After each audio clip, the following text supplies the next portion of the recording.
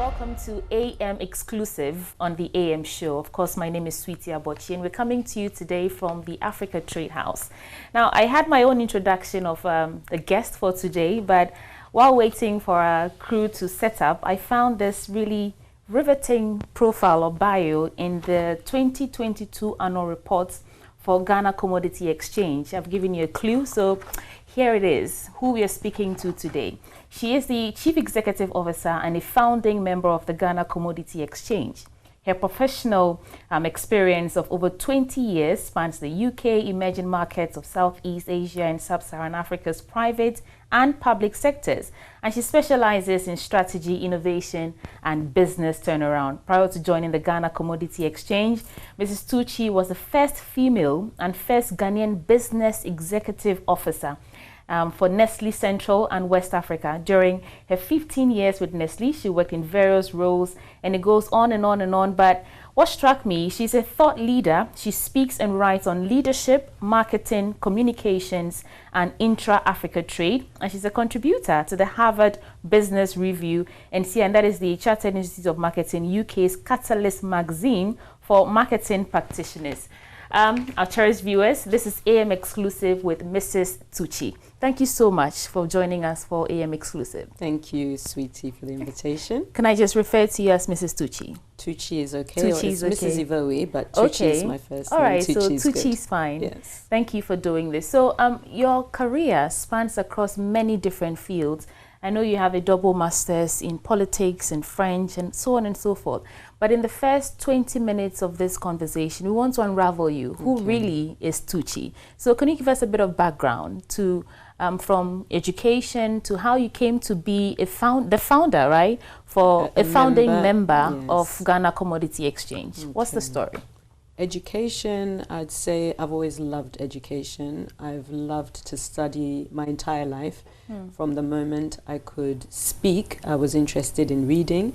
And I remember one of the first things I read was a newspaper. My dad was always, reading. And so education is something that I've always cherished. Regarding the choice of subjects, you could say there were quite a few areas of interest I had. I was interested in journalism. I was interested in law. I was interested in the end, I studied political science with French. I loved languages. So it was really, options were there, and it was about, choosing one ultimately. But if I had time, I would keep on studying and keep on studying just for the love of it. I love to learn. I love, growth, the growth that comes with learning. So yes, I ended up doing political science with French as my first degree. I later did an MBA. And, learning is really a continuum. I contribute, like you said, to professional publications and so on, and all of that. I mean, the more you teach, the more you learn, the more you grow yourself. So that's the area I studied. When I started my career, I started in a publishing company in the UK. I was going to ask if you ever practiced journalism, because I'm interested in that bit. No, let's say I played a little bit with journalism. One of the early internships I had was actually with Reuters news agency in the UK. And that was really a pride for me, because it was difficult to get, or let's say to land that internship. So going in there and, having a feel for the world of journalism was wonderful. Similarly, I had a wonderful internship at a law firm in the UK. So you could say all the areas of passion, at least I've done a little bit of something in those areas. But ultimately, I ended up spending a bulk of my career in the marketing communications industry. And that's what led me, starting with Ogilvy Ghana. When I moved to Ghana from the UK, after a couple of years in the publishing company, I started with a communication agency in Ghana. That's what then led me to Nestle, who was one of my clients.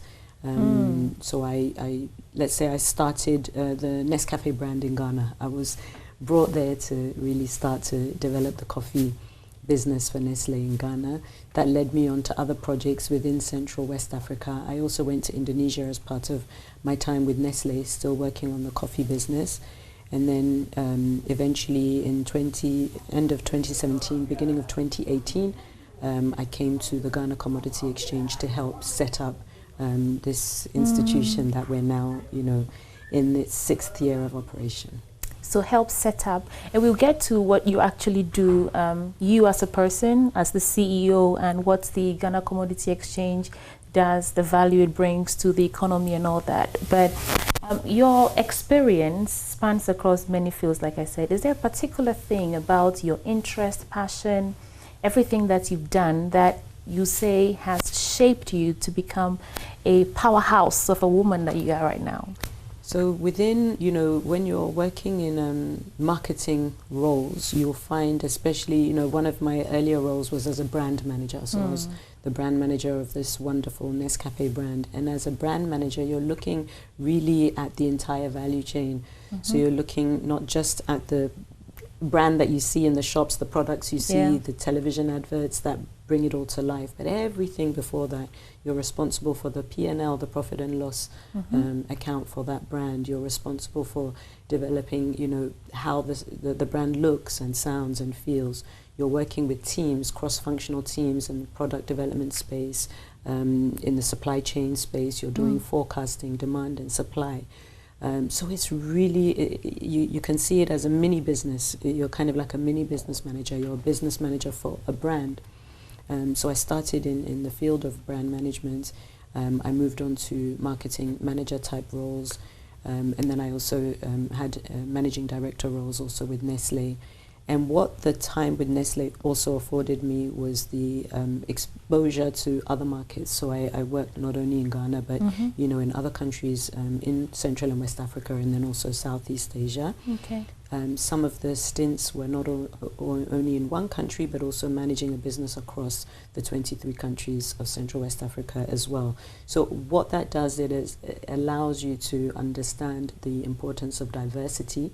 When I talk about diversity, I mean, I'm really talking about, everything that encompasses. You have people with different trains of thought, you have different experiences, different skills. It's not just about, the common things you talk about today and things like gender, but what, cultural diversity, neurodiversity, and all of these things bring is really a vast playing field when it comes to skills. So you learn how different skills can come together to create something really special versus if you were just working with one type of person or one type of team. Fast forward today, what I'm doing is really very different from what I've done, in the prior 20 years of my experience. But at the same time, you'll find that there are threads that come through. So you find that I mentioned coffee a few times. So I spent quite a number of years working on the coffee business. Yeah. Do you love coffee? I love coffee. Okay. In fact, there was a time I shouldn't say I was drinking about 10 cups of coffee. I've gone down to about 2 or 3 a day now. But That's yes, progress. I love coffee. I become obsessed with what I do, and it's a wonderful thing, Yeah. But yeah, so you see that I worked on the coffee business. So whilst I was working end to end and developing a brand, today I'm back to basics and working really on the commodity side and working from farm, working with farmers, working with traders, and looking for access to markets both locally and internationally. But there's a direct link to what I was doing before. When it comes to working with different types of people from different backgrounds, what we do here at the exchange, I mean, we work with smallholder farmers, commercial farmers, financial institutions, development partners, governments. We'll get there in just a bit. Yes, it's just to give you the context. You're asking what has led me to come here today, and I'm saying that there are so many paths that cross. Right. So every single stage of my life, my journey, my career, you can see there are things that you learn, you take from and apply to different areas. So essentially, I'd say that it's been rich. One thing I'd say is that I learned never to outright say no to opportunities. Before, when opportunities were presented to me, I might think, oh, is this something I want to do? Is it, is this an area that I should even be going into? Is this an area I'm qualified for? I'd ask all these questions, but once I was given some advice by one of my previous managers, and he said, you know what, never be quick to say no to an opportunity, because you never know, it's that opportunity that might end up changing or shaping your life. And since I took that on board, I can tell you some of the opportunities that I ended up jumping on have literally been catalysts and life-changing experiences, both personally and professionally. So that's one thing I'd say, it has been critical to where I am today, to what I do, is allowing opportunities to be presented, but also embracing those opportunities. I agree that your experiences have been and is very rich. But you mentioned diversity, and not just for gender, but I host Women Power Politics on the Joy News channel, and when you engage some of these influential women, they tell you that we all really have the same problems. You think you're insecure about something, you want to look good, you want to be known for your work and all of those things, and every woman who's in a position of power deals with the same issues, whether it's discrimination because of your gender. How do you navigate this terrain?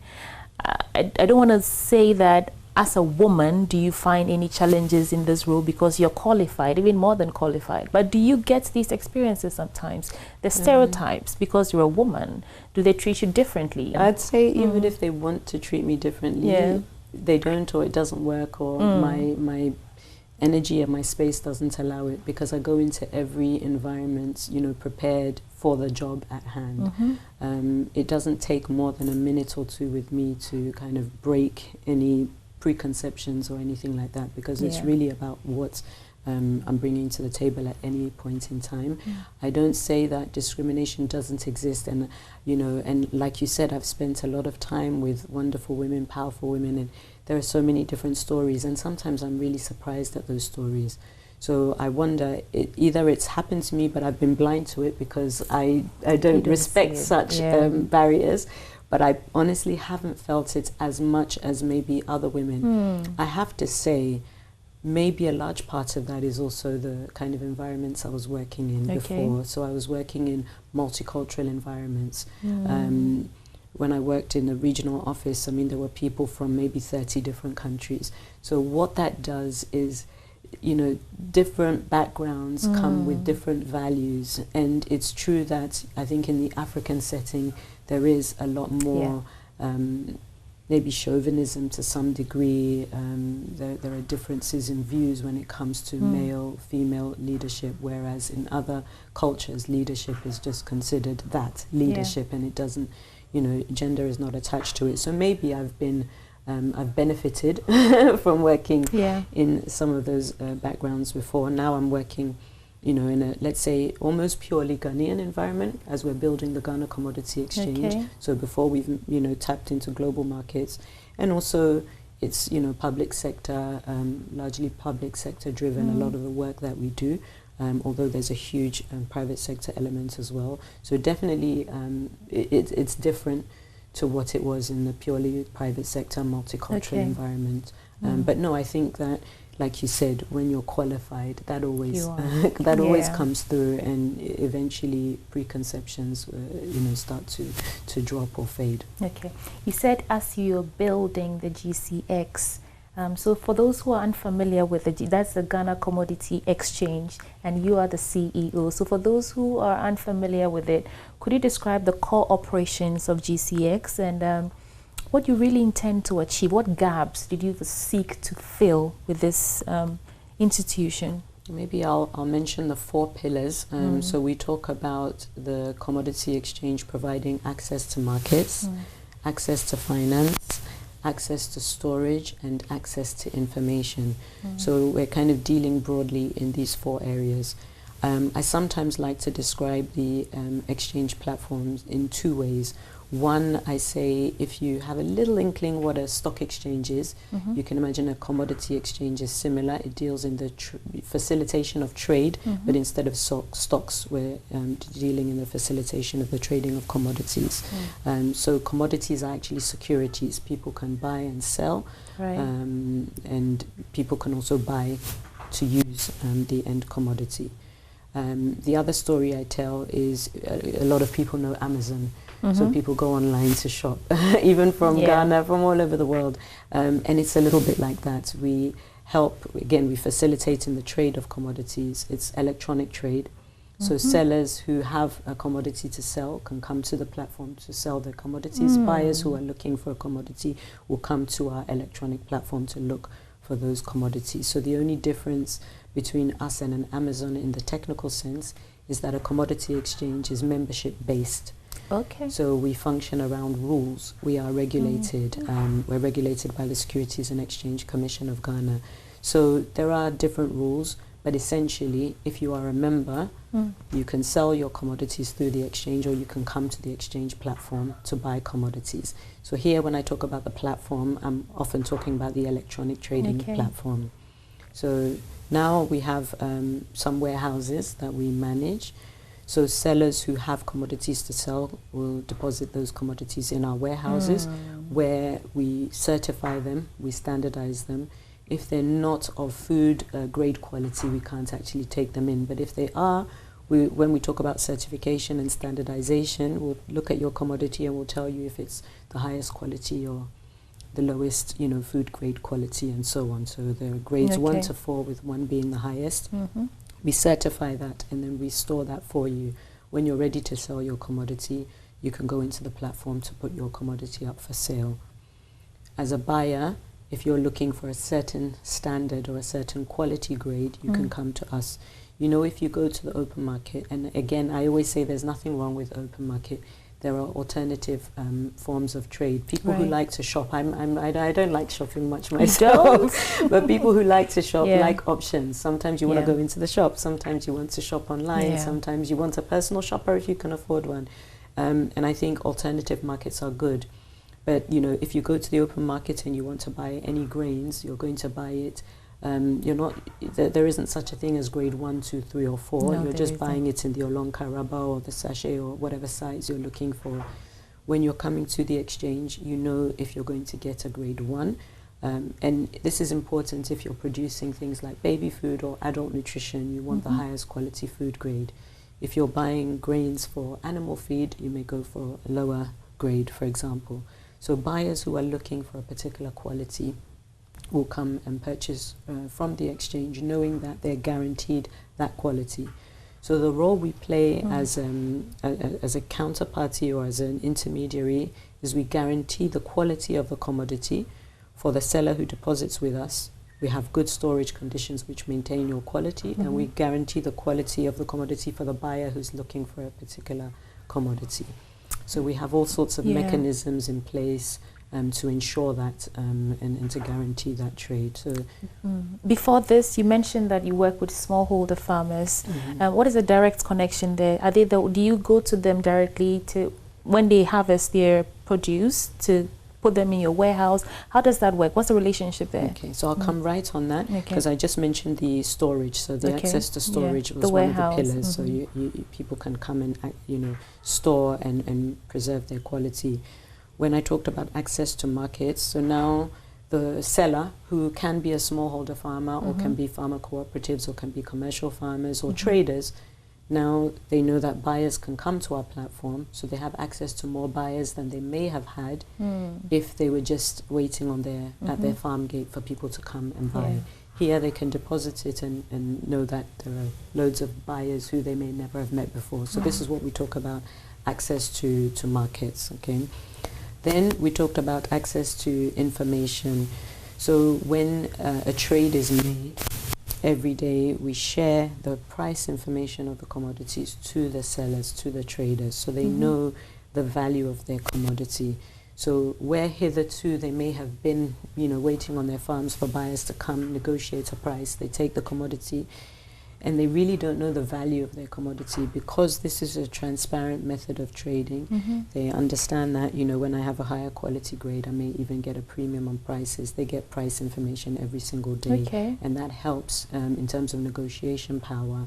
It gives, people actually a chance to get the value for their commodity. So this is the access to information part. Now, the smallholder farmer who wants to sell on the exchange may find it difficult because their volumes may be too small. I have to say that to be able to trade on the exchange, the minimum volume is 1 metric ton. So it's actually accessible. It's highly accessible.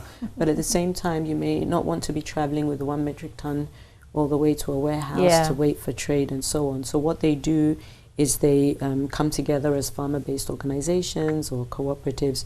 They'll group together their commodity, put it in one of the district warehouses, and when they have, you know, what they consider to be a decent quantity, then they would bring it to trade. So they'll be doing it together as a kind of cooperative. Is it your personnel who facilitates that as well, or they do that on their own and then they come to you after they've when they reach that 1 metric ton or more? So we have our personnel facilitate. So we have aggregation and farmer support officers on the field. So they go, they meet with the farmers, and they can even check there to give them an idea if the quality is even good enough to bring, so that they don't have to transport it all the way only for it to be rejected.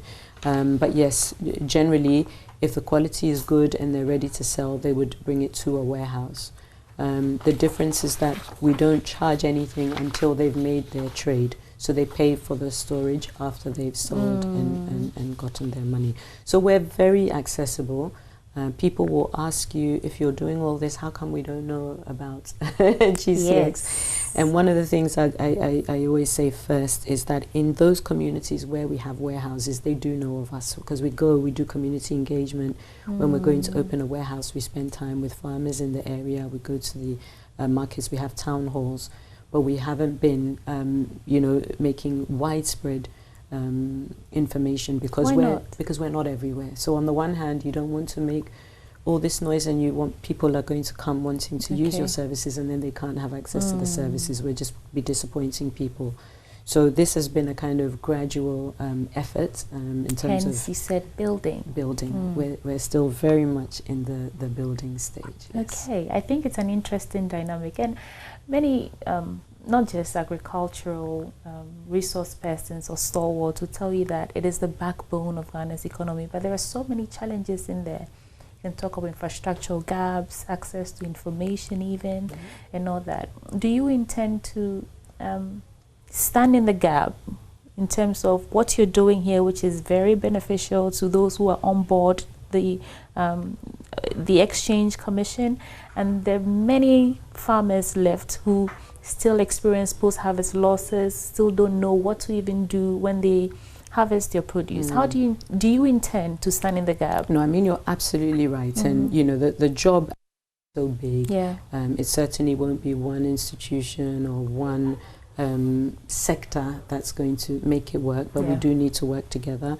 The Ghana Commodity Exchange comes in at post-harvest. So we don't come in at pre-production or production stages. We've got there are a lot of efforts being made by the Ministry for Food and Agriculture when it comes to planting for food and jobs, growing the yield, quality of crop.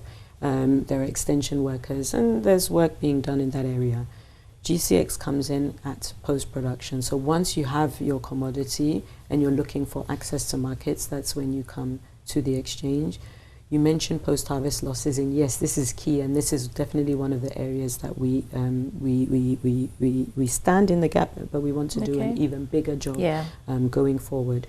Because when you bring your commodities to our warehouse, we basically guarantee not just the quality we talked about, but also the quantity. So a lot of commodities go to waste. They die simply because of lack of storage or poor storage conditions.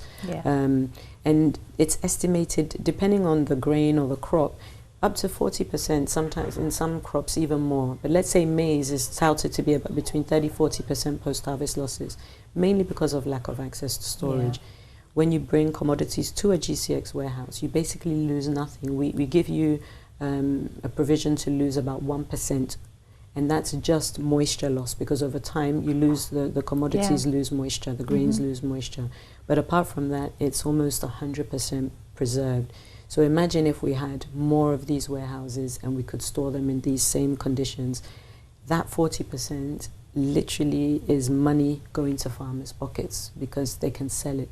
So think of how much more how much you can save as a country, but also how much you can gain as a farmer, as a trader, just by you know, good storage conditions. So yes, that's definitely one area that we plan to stand in the gap. I say plan to because yes, we've started, but we only have, you know, about 10 warehouses currently to date. 10. So how big is one warehouse? And one is about 1,000 metric tons, and so you have to turn it around quite a few times. And what we found in the last couple of years is the commodities come in and they go out pretty quickly because we're not able to even meet the current demand, you know, from the buyers in the market. So you can just imagine if the scale were bigger, how much more we could support this area when it comes to post-harvest management. Yes. And you are actually saving not just farmers, the country some money in terms of the losses that these farmers are making and how they can actually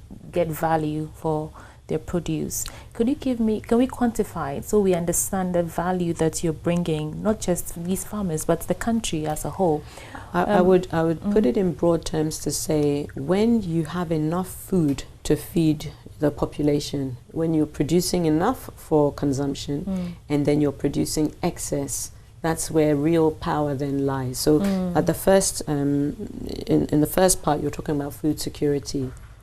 Then you're talking about access to markets. So once you've fed your population and you have excess commodity, then you can talk about exporting when it's good quality crop, because any you know, international buyers are not going to go to markets to look for anything less than, you know, good quality, and that's what a commodity exchange can help to bring and to guarantee that level of quality that international buyers are looking for.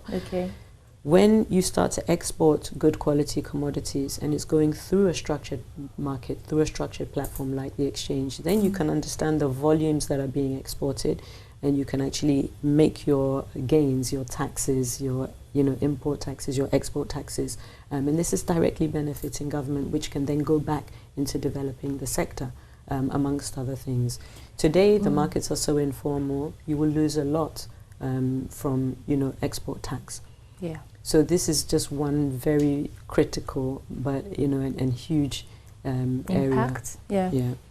That you're making. But we can't quantify it and say, for example, in the year 2023, you were able to make a certain, you know, X amount of gains or saved X amount of, can we quantify that? We cannot quantify it today because, you know, we're dealing largely with maize. You know, so far we listed 5 grains, and we started purposely with food security crops. It was part of our strategy to align with government policy to ensure that, you know, when it comes to food security crops, we're, like you said, standing in the gap and we're playing our part. Later plans were then to add cash crops, tree crops, things like cashew, shea, and so on. So we're in the stages actually of developing those markets. We've done some work on cashew already. And then in the medium to longer term, metals, minerals, and other, you know, very high value commodities. So yes, we're not limited to agriculture. But if you think about food security crops, we've had some, in the last 6-7 years, we've had some 1 or 2 very, very good years in terms of harvest. We've had bumper harvests, and there have been times when we've really been able to access other markets, and there have been times that we've produced less than forecast. And like now, is it affecting you? The drought and the ban on the exports on grains. So you see the impact of climate change is real. I mean, we've seen it over the last few years play out year after year, where there's been drought, where there was expected to be rain, and, you know, the seasons have completely changed. In fact, you can't even predict them anymore. That's had a major impact on the entire market, and including the exchange. So you find that when people can't find the grains on the market because of the dry spell, they come to the exchange, but the exchange doesn't have the commodity either, because it's the same problem that we've been, you know, impacted by. So you see the points I was making about these food security crops. We've not had enough to service the market, so it means we have not had excess to then be able to export. So when you ask about quantifying it in this period, we're not able to because we haven't had the impact as a market that we'd like. And it's why we just cannot talk enough now about climate change and resilience factors and what we can do as industries, as, you know, governments, to really see how we can, you know, set ourselves up against shocks like that. When it comes to future warehouse planning, for instance, you're looking at, you know, climate smart buildings and things like that. So this becomes really an important factor. Before, I think in Ghana, in Africa, you feel far removed from that. You think that, you know, climate change is something for the West, but actually most of us were introduced to it in primary school. Or I mean, well, my generation, we learned about greenhouse effects, depletion of ozone layer. And here we are in 2024, and we're actually feeling experiencing it, the yes, pinch. yes. Are these the only challenges that the GCX faces in the discharge of your duties? I'm talking about the relying on, the season, the climate for, to get the grains, because you're mainly dealing in grains right now. What other challenges do you face? I mean, one challenge we faced from the beginning, and it's getting much better now, I can tell you, is even just understanding who we are and what we do. Yeah. So if you want people to patronize your services, they first need to understand, and trying to do that level of education and try to reach the numbers of people who can positively benefit from your platform. One is costly, and it takes time to build. So we're trying to, you could say when we came together in 2018, we literally started this thing from scratch. We learned, and we still take a lot of learnings from other commodity exchanges in Africa, but also globally. And we find that the same challenges we have and have had are the same challenges they face everywhere. Yeah. So that's one. It's really people understanding, so that they're able to then patronize its resources, because you need heavy resource to establish something that can have such a major impact, and we're a little bit constrained.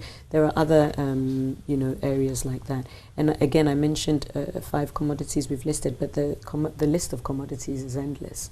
Right. Once a commodity is standardizable, you can trade it. It means we can trade 1 million commodities if we want on the platform, but we have to go in stages. So yes, I think that I would say that the fact that we've brought together, and I say we, the Ghana Commodity Exchange actually invited all the existing African commodity exchanges to come to Ghana last year, 2023. All of them, and they all came. They all honored the invitation. And it's historical, because the exchanges in Africa haven't come together like this before. We all came together and agreed on the formation of an association of commodity exchanges under the AFCFTA, yes. so as an African Continental Free Trade Area organization. And we've started working together to see how we can work on these challenges, build advocacy efforts, because like I said, the challenges from one country to another are pretty much the same. But what has also been a source of comfort is that we found out that what we've established is actually very strong. So we're working with a number of global commodity exchange consultants who have worked not only with GCX, but with some of the other exchanges in Africa. And the fact that we've been able to provide this spot delivery system, getting people their commodities on time, getting people's funds paid on time. So as a seller, if you as a farmer, as a trader, as a seller, if you put your commodities up for sale today and you have a buyer for them, within 24 hours you receive the money in your bank account. And we've been operating without a default since we began. And the delivery mechanisms are working smoothly. The quality has been heralded. So we've been told by the experts that we're doing a good job, and we've set up a very strong foundation. So yes, there have been challenges, but we're also encouraged by what we've done so far and what we've seen. Okay. And the fact that it's not just the bigger players who are now coming to us to, look for commodities, but the smallholder farmers are happy working with us, and that's a good thing. So the developmental side is really important, as well as growing and making an impact. Yeah. Hopefully we get to the point where all farmers everywhere in this country specifically come to you to help them. And you also the Africa Continental Free Trade Area Association of Commodities Exchanges convener. So let's talk about the AFTA for a bit. I know that there are some challenges there as well, not just for the entire continent, but even specific to Ghana. You can talk about infrastructural gaps, you can talk about the differences in tariffs in various places, you can talk about even road networks, so that, free border movements and all that.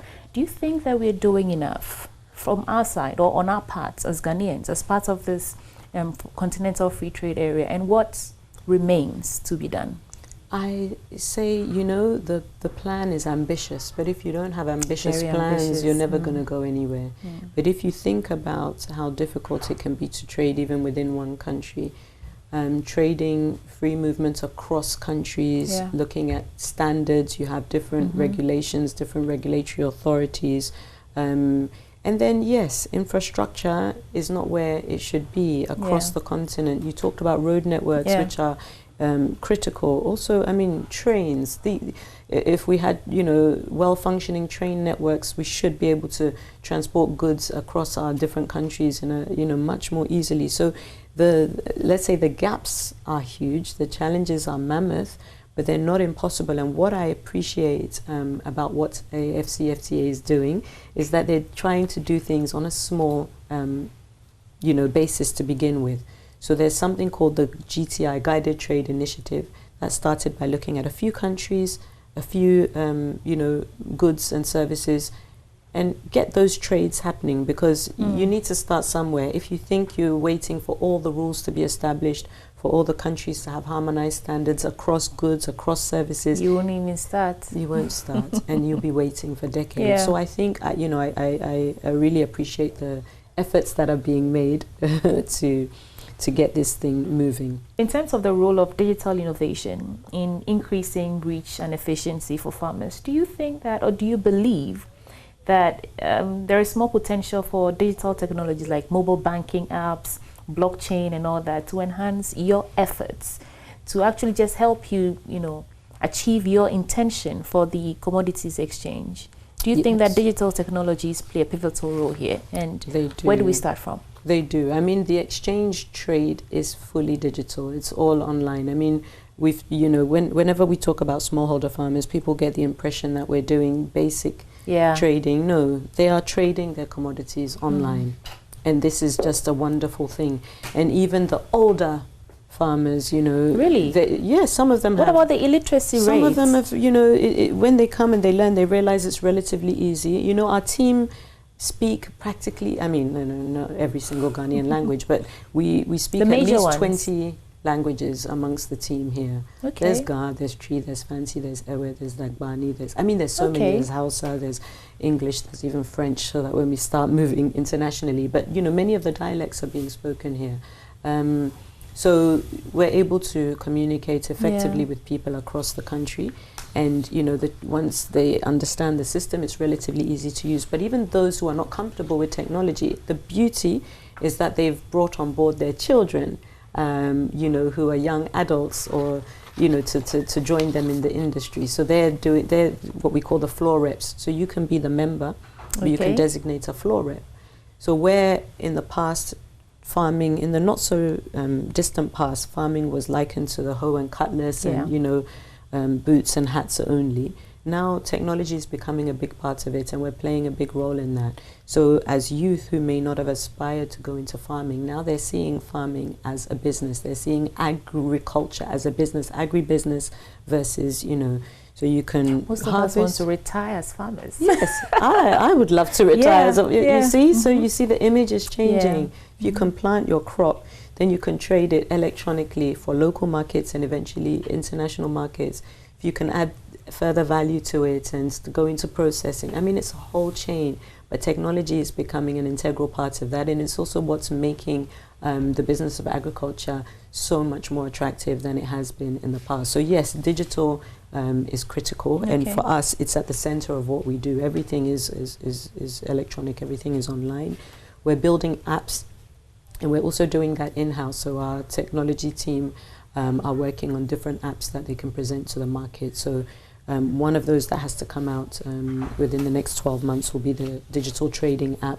But we have market information apps being developed and other such programs. So yes, it's not only important for the future, but it's critical to now. Yeah, very pivotal. So which then, begs the question, is it not of any consequence that the majority number of farmers are illiterate as we speak? Although the narrative is changing, more younger people are leaning towards that sector. But in your experience, does it put a barrier, between what you're doing and the people who you have to be dealing with anyway? Majority of them are illiterate. Book literacy is one thing. Understanding business and understanding your pockets is another, and that's for everyone.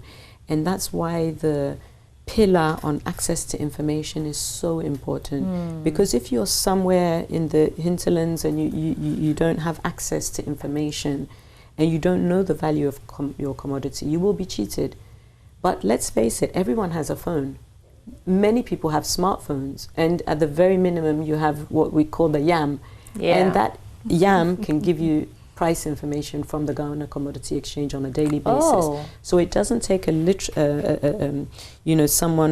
with high literacy to know that, your commodity is actually being sold for, I don't know, let's say 500 cedis. And if you know that, when the person comes to buy it from you, you're not going to give it to them for 300 cedis. Everyone understands that it's about survival, and it's about, and that's what the exchange does. So we're actually bringing farmers closer to technology, illiterate, literate farmers, they're all able to work with us. And I think that's the beauty of it. And technology, in that sense, can actually help, because this is information at your fingertips on a daily basis. And they say we are in the 4th industrial revolution, so of course we cannot do without it. My last bit to you, before we get into your leadership and your opinion on a number of national issues, would be, well, we have like 30-something days to the elections. The two major political parties have presented their manifestos on how they intend to turn around the economy, and agriculture is right there in the middle. It's very important. Which of these have you been following, the manifestos and the promises they're making, and which of them impressed you the most? Or do you think it's more feasible to meet Ghanaians at the points of their needs in terms of turning the agricultural sector around? What we do here at the exchange touches so many lives, and the impact we are trying to bring to the country, to the economy, is so much greater than party politics. And so we don't talk about You don't do that this at all? Okay. No, because that's not what we're here to do. Our mandate is here to really provide access to markets, access to information, and what we're doing actually is to be beneficial to the country. We were established, yes, by government, and we were established under the governance of the current president, Nana Akufo-Addo, who had a vision, for agriculture, amongst other things. And a commodity exchange is seen as something that's pivotal to growing, the agricultural economy, and that's why other African countries have been trying to do it for years, some more successful than others. And I think that, everyone, regardless of party politics or whichever party, sees the importance of a commodity exchange. Anyone's manifesto would have mentioned that. And I think this is a work that's been in progress for the last 30, 40 years.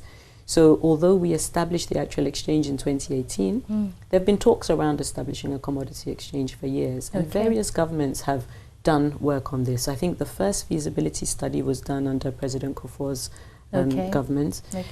So they looked at the feasibility of an exchange, studies were done, and it was found to be feasible.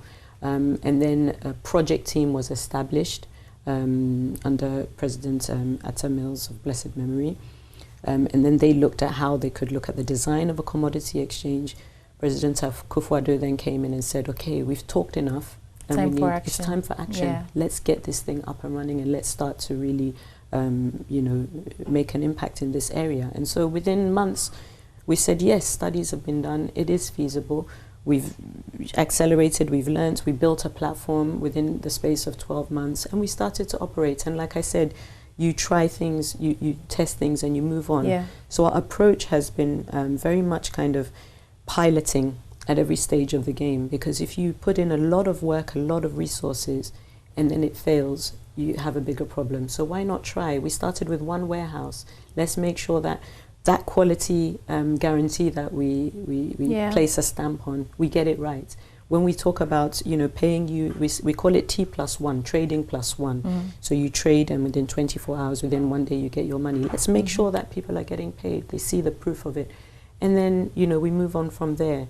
As we sit here today, we're planning to introduce what we call T+N, for example. So that's like a credit system, or let's say forwards trading.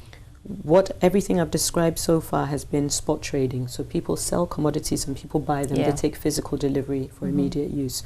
But once we introduce derivatives onto the market, forwards, futures contracts, selling commodities, others will buy them only to resell them later, depending on the commodity. So that becomes even more of a financial instrument. And that's not suitable for every type of commodity. Some will be on spot, some will be on derivatives. So you can see the work we're trying to do. Yeah, without the politics, without the partisan politics and the many issues that it comes with. But the issues that partisan politics come with. When you most of our institutions, government institutions, have been overly politicized, and which is why they're not delivering as much as they can. But I think the question I intended to ask was, do you think that there are some areas in terms of policy reforms that will, you talked about food security, that will strengthen, the agriculture and food security, stance or status quo in Ghana? Are there any things like that you think we should be looking at in terms of reviewing? Yeah. Honestly, I'd say that we've had some very strong policies. I would not have come into this if I didn't buy into the kind of policy, the agenda, the vision that we've had for the country. I truly believe in them. I think execution is always an issue. When you're trying to work on highly ambitious agendas and you have to do that with millions of people, there are some who will move faster than others. There are some who will do it better than others. And that's always, you can have the best strategy, but if execution fails, you also have an issue. And I think we just need to continue to do a better job in terms of execution. If I look at what a lot of government agencies have been doing over the years or have been mandated to do, one often feeds into another. So like I said, the Ghana Commodity Exchange cannot operate in a void. In fact, we can't operate without working with so many other parties, institutions, and so on. But if you look at the role of, let's say, we mentioned earlier, planting for food and jobs. If you don't increase your production and the quality of production, you won't have access to markets, so then we won't really have a role. If you then increase that and you start to export, you've got organizations like the Ghana Export Promotion Authority who can then take them up. One district, one factory was there for a purpose, because once you've increased your quality of production, you can go into processing, added value. Every single one of these things is linked to one another. And if we tell the story well, you'll see just how strong a policy has been formulated. But I think people are not getting the picture because we're not showing the linkages, but also in some cases we're not working as well as we should. And I think there are still, in some areas, some silos, whereas if these different organizations, institutions, and programs were more closely linked, you'd see something very positive. So no, I like to think that, where Ghana is in a good place. Yes, we have, a lot of work to do, but I think we've made some good strides and we need to now accelerate. Okay, so now it's about acceleration. Fantastic. I'm enjoying my conversation with you. So now let's talk about leadership. At the heart of some issues that we're currently facing in the country, some analysts, political analysts who we talk to on the AM show all the time will tell you that we are facing a leadership problem. Do you agree that most of our problem, I can talk about Galamsey, the recent Afrobarometer reports that was that came out, I think 2 or 3 days ago, indicated that trust in public institutions, including the courts, the Electoral Commission, the Office of the Presidency, the citizens have lost trust in these institutions, and they'll say it's a leadership problem. Do you agree that we are facing some leadership challenges as a country? Also, because of your expertise in leadership, so I want to know what your assessment is. I think people like to put a lot of the buck on the leader for everything, and don't we? And at the end of the day, growth is everywhere and should be everywhere. I'm heading one institution. And there are thousands of institutions in this country. When I talk about institution, I'm talking generally companies, private sector companies, public sector institutions, whatever it is. I'm heading one institution. We have a team of people who, or let's say without whom, I wouldn't be able to do this job. And I can tell you, when people come to the Ghana Commodity Exchange on a daily basis or send me letters, they want to meet me because I'm the CEO. I ask what it's about, and depending on what it's about, I send them to the right person, because I can honestly say it, they know their job better than I do. Yes, I have a good idea of everything that goes on. You can't be leading an organization without having, you know, good kind of cross-functional knowledge and being able to understand issues, you know, within a relatively short space of time. But when it comes to the technical aspects, we have the experts, and I trust wholeheartedly in them to get the job done. And I really don't say this lightly. Okay. So it's not about leadership, it's about people. If I didn't have the confidence that I have in the people that I work with, I may have to look elsewhere. But we've brought people from national service who have stayed on through internships and are, you know, dealing in some of the most technical functions of the job today. They're able to liaise directly with development partners, with big banks, you know, with people at the highest levels. And I don't need to be in the room because they can get the job done. And this is because you're training them? Well, they also have, but they have the willingness, they have the right attitude. So identifying those people and bringing them, you know, along and working with them, they're all contributing their quota. So no, I don't think it's a leadership problem. I think it's a people challenge, you know. You are the one ultimately responsible for your attitude towards work, for your attitude towards development. And if we have 1 million people with the wrong attitude, the leader can have, you know, very noble ideas and so on, but things won't work. It goes both ways, put it that way. Leadership is critical for the, you know, strong functioning of markets and so on, but the attitude of people, what they put in, counts just as much. You have a lot of things pulling and tugging at you for your time and your attention. How do you stay afloat? This is just me being curious. Well, maybe. How do you manage or balance all the things that demand your attention? I have a lot of energy. I think I was probably born that way. I used to be an athlete, by the way. This was very many years ago. But I mean, I'm just somebody who's charged. I'm motivated by things. I like to see things work well. I like to see growth, not just in my own life, but in the lives of people around me. And if I can contribute a small iota of my time, of my energy towards that, for me it's worth it, because ultimately, you know, one day you won't be there anymore, and you want to know that at least you've done some good or you left some positive impact. So yeah, I think that's what drives me to be able to do these different things. What would be your final word to our cherished audience? If there's something we've left out that you think is important, especially on the GCX's role and value that it brings to Ghana, please, this is the time to, and you can look right into your camera. Okay. No, I mean, there's so much that can be said, and whenever I talk about, or whenever any of the team talk about what we do at the Ghana Commodity Exchange, it can tend to get quite technical. So we often invite people. We say, come and visit us. Our doors are open. We really function in a very open environment. And if you come and visit us here at the head office, you still won't get an inkling. You need to visit us maybe sometimes in the warehouses, and you really get a 360 of what we do.